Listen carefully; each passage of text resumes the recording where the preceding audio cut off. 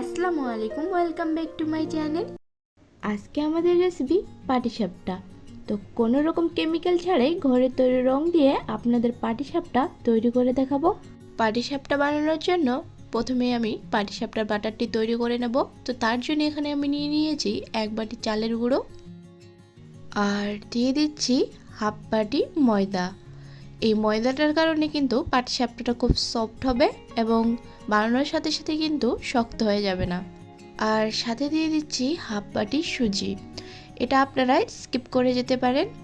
আর এখানে আমি নিয়ে নিয়েছি 2 চামচ গুঁড়ো দুধ আর 2 চামচ গুঁড়ো চিনি।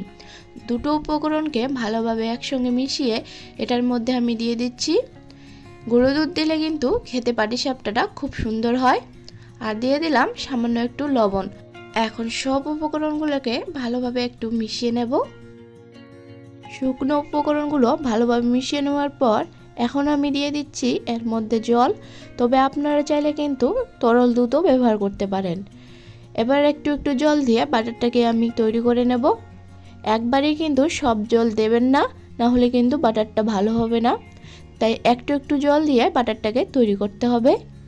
এখন কিছুটা সময় ধরে বাটারটাকে বিট করে নিতে হবে, এতে করে পিঠের বাটারটা খুব ভালো তৈরি হবে। আর পিঠের বাটারটা কিন্তু বেশি ঘনত্ব করার দরকার নেই, মোটামুটি কিন্তু পাতলা বাটার হলেই হবে। বাটারটা আমাদের সম্পূর্ণভাবে রেডি। এবার আমি 10 মিনিটের জন্য এটাকে আমি রেস্টে রেখে দেবো।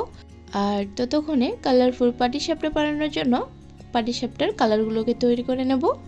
এখানে আমি নিয়ে নিয়েছি একটা গাজর আর সাথে নিয়েছি একটা বিট আর নিয়েছি কিছুটা পালং পাতা। আর কালারগুলো বানানোর জন্য আমাদের লাগছে একটা বাটি আর গ্রেট করার জন্য সাথে লাগছে এরকম একটা গ্রেটার। এবার আমি সর্বপ্রথমে কিন্তু গাজরটাকে গ্রেট করে নেব। আর এরকম ছোট গ্রেটার দিয়ে গ্রেট করলে কিন্তু গাজর বা বিটের পিউরিটা খুব সহজেই বেরিয়ে আসবে। ফাইনালি গাজরটা গ্রেট করানো হয়ে গেছে, দেখতেই পাচ্ছেন কত সুন্দরভাবে গ্রেট হয়েছে। এবার এই গ্রেট করে রাখা গাজরটাকে এরকম একটা ছাঁকনির মাধ্যমে কিন্তু গাজরের পাল্পটাকে আমি বের করে নেব। আর আশা করি এরকম ছাঁকনি কিন্তু সবারই বাড়িতে আছে। এভাবে একটু হাত দিয়ে চাপ দিলেই কিন্তু গাজরের পাল্পটা বেরিয়ে আসবে। দেখতেই পাচ্ছেন কত সুন্দর কালারটা এসেছে। আর এই একই প্রসেসে বাকিগুলোকে আমি তৈরি করে নিয়েছি। এটা হলো পালং শাকের পাল্প, দেখুন গ্রিন কালারটা কত সুন্দর এসেছে।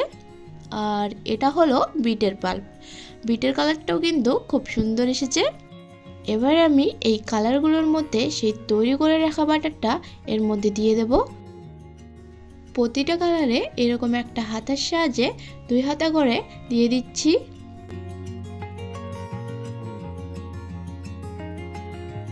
এবার সবগুলো কালারকে বাটারের সঙ্গে ভালোভাবে মিশিয়ে নেব। দেখতেই পাচ্ছেন মেশানোর পর কত সুন্দর লাগছে দেখতে, একদম বোঝাই যাচ্ছে না এটা ঘরে তৈরি। তাহলে চলুন এবার পাটিসাপটা বানানোর জন্য পাটিসাপটার পুরটা তৈরি করা যাক। তো সর্বপ্রথমে একটা ফ্রাই প্যানে দিয়ে দিলাম 1 বাটি নারকেল কুড়োনো। আর এখানে আমি নিয়ে নিয়েছি খেজুরের গুড়, তবে আপনারা চাইলে কিন্তু চিনি দিয়ে এই পুরটি তৈরি করতে পারেন। তবে চেষ্টা করবেন গুড় দিয়ে এই পুরটি তৈরি করার, কারণ গুড় দিয়ে এই পুরটি তৈরি করলে পাটিসাপটাটা খেতে বেশি ভালো হয়। এবার নারকেল আর গুড়টাকে ভালোভাবে মিশিয়ে নিচ্ছি। এই সময় চুলার আঁচটাকে লো টু মিডিয়াম রেখে অনবরত কিন্তু পুরটাকে নাড়তে থাকতে হবে, নাহলে কিন্তু নিচের দিকে দাগ লেগে যাবে। পুরটা কিন্তু সম্পূর্ণভাবে রেডি। চলুন তাহলে এবার পাটিসাপটাগুলো বানিয়ে নেওয়া যাক। তো পাটিসাপটা বানানোর জন্য এখানে আমি একটা ফ্রাই প্যান নিয়ে নিয়েছি আর সাথে নিয়ে নিয়েছি একটু সাদা তেল। ফ্রাই প্যানটাকে একটু গরম করে নিয়ে কিছুটা তেল দিয়ে ফ্রাই প্যানটা আমি মুছে নিচ্ছি।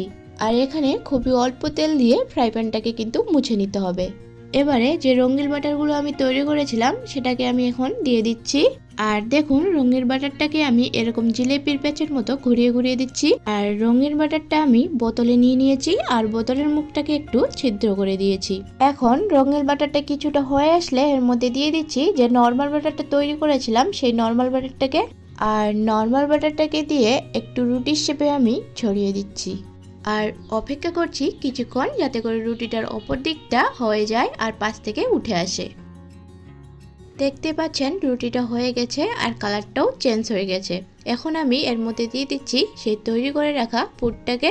আর যে কর্নারে পিঠের পুরটাকে দিয়েছি সেই কর্নার থেকে পিঠেটাকে আমি ফোল্ড করব। আর এখানে ছোট্ট একটা টিপস বলে রাখি, এই সময় চুলোর আঁচটাকে লোতে রাখতে হবে, তাহলেই কিন্তু পিঠেটা ভালো হবে। আজ কিন্তু বাড়িয়ে দিলে পিঠেটা ভালো হবে না। এইদিকে আমার একটা পিঠে হয়ে গেল, আর এই একই প্রসেসে বাকি পিঠেগুলোকে আমি তৈরি করে নেব।